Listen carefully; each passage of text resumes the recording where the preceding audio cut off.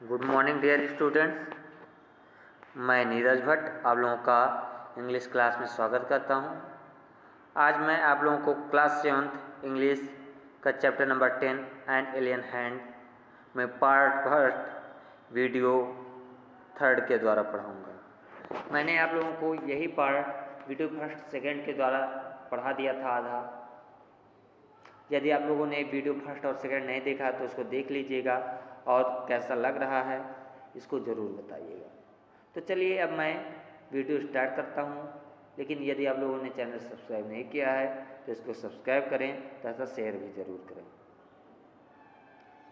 हम लोगों ने पढ़ा था टिल्लू, जो कि एक लड़का रहता है जिसने कभी सूर्य और तारों को नहीं देखा था। किसी तरह से अपने पिताजी का मैजिक कार्ड पा जाता है और क्या होता है, उसको लेकर जाता है और एक स्लॉट में करता है तो दरवाज़ा खुलता जाता है और सोचता है आज मुझे सूरज और तारे जो है देखने को मिल जाएंगे, सन और स्टार्स। लेकिन क्या हो जाता है, जो मतलब सिक्योरिटी गार्ड होते हैं वो पकड़ लेते हैं और टिल्लू को उसके घर लेकर लाकर छोड़ देते हैं। टिल्लू की मम्मी बहुत गुस्से में रहते उसे डांटते हैं, तब तक उसे जो है उसके पिताजी का साथ मिलता है। हम लोगों को यही के आगे से पढ़ने को मिलेगा। हम लोगों ने पढ़ा था कल यहाँ तक अनएक्सपेक्टेड क्वार्टर और लेट मी एक्सप्लेन से पढ़ना है। देखिए, let me explain to him darling said his father who had just got up. Got up माने खड़ा होना, जगना। टिल्लू के पिताजी ने, जो कि अभी जस्ट ही क्या होते उठे थे, उन्होंने कहा मुझे एक्सप्लेन करने दो डार्लिंग। डार्लिंग माने प्रिय, ओके। डार्लिंग मुझे एक्सप्लेन करने दो। एक्सप्लेन माने वर्णन करना। If he is properly briefed he will not do such a thing again.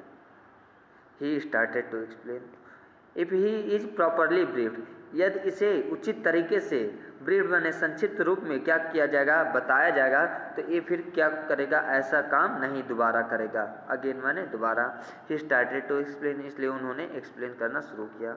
Listen Tillu, Tillu सुनो, अभी आंसर आएगा लिखने के लिए बच्चों। I work on a surface where an ordinary person cannot survive because the air is too thin to breathe and where the temperature is so low that you would freeze to death। क्या कह रहे हैं, सुनो Tillu. I work on a surface, मैं ऐसे surface पर काम करता हूँ where an ordinary person can not survive. Survive माने जीवित होना, ऑर्डिनरी माने साधारण, जहाँ पर एक साधारण व्यक्ति नहीं जीवित रह सकता है। बिकॉज, क्योंकि the air is too thin, क्योंकि वहाँ पर एयर जो है बहुत ही पतला है। थिन माने पतला, टू ब्रीथ सांस लेने के लिए। यानी हम लोग ऐसे सरफेस पे काम करते हैं जहाँ पर सांस लेने में बहुत दिक्कत होती है। And where the temperature is so low, और वहाँ का टेम्परेचर बहुत कम है। लो माने कम। That you would freeze to death, freeze माने जम जाना, डेथ माने मृत्यु। इतना कम है कि आप वहाँ उसी में जमकर क्या हो जाओगे, आपकी मृत्यु हो जाएगी। But daddy how do you manage to survive. तब तक टिल्लू ने कहा अच्छा ठीक है डैडी, लेकिन आप कैसे अपने आप को मैनेज करते हैं वहाँ पर जीवित रहने के लिए। Because I go well equipped in a special suit with a reservoir of oxygen। तब उसके पिताजी क्या कहते हैं, क्योंकि हम लोग कैसे जीवित रहते हैं, क्योंकि हम लोगों के पास वेल इक्विप्ड यानी अच्छे से सुसज्जित सामग्रियां रहती हैं, यानी हथियार रहते हैं। इन आ स्पेशल सूट, हम लोगों का एक विशेष प्रकार का सूट रहता है, कपड़ा रहता है, with a reservoir of oxygen. और क्या होता है, ऑक्सीजन हम लोग रिजर्व करके ले जाते हैं, सुरक्षित करके। I can keep warm and my boots are specially designed to make it easy for me to walk on the surface. I can keep warm, हम इससे क्या कर सकते हैं, मैं अपने आप को गर्म रख सकता हूँ। And my boots are specially designed, और जो मेरे बूट्स रहते हैं यानी जूते हैं वो स्पेशल तरीके से डिजाइन किए गए हैं, बनाए गए हैं, to make it easy for me to walk on the surface, जो मुझे आसानी से सरफेस पर चलने में सहायता देते हैं। What's more, I have been trained to survive and work on the surface.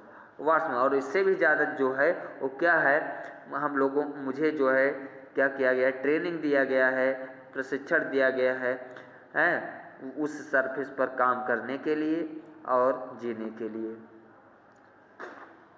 There was a time, एक समय था, when our forefathers lived on the surface, जब हमारे फोर फादर्स यानी पूर्वज क्या थे, सरफेस पे रहा करते थे, क्वाइट नेचुरली, एकदम बिल्कुल, क्वाइट माने बिल्कुल, नेचुरली माने प्राकृतिक तरीके से।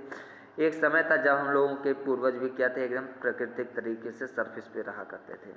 इंडीड, वास्तव में, they did so for millions of years, और वास्तव में वो ऐसा तब हुआ करता था आज से मिलियन साल पहले, कई सौ साल पहले, 100 करोड़ साल पहले।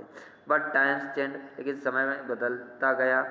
द वेरी सन, वही sun which had provided us with sustenance turn hostiles. Sustenance माने होता है जीविका, सहारा, हॉस्टाइल माने उग्र हो जाना। वही वही सन जो हम लोगों का सहारा था, वही अब उग्र हो गया, अब हम लोगों के लिए जो है दुष्ट हो गया, खराब हो गया। It changed only slightly but the change was sufficient to upset the balance of nature on this planet. ये चेंज हुआ, सूर्य प्राकृतिक माहौल चेंज तो हुआ, लेकिन धीरे धीरे, स्लाइटली, धीरे धीरे, बट चेंज वाज सफिशिएंट, लेकिन यही चेंजिंग क्या था, बहुत सफिशिएंट था, पर्याप्त था। To upset the balance of nature on this planet, इस प्लेनेट पर नेचर के बैलेंस को, प्रकृति के बैलेंस को क्या करने के लिए, अपसेट करने के लिए, डिस्टर्ब करने के लिए।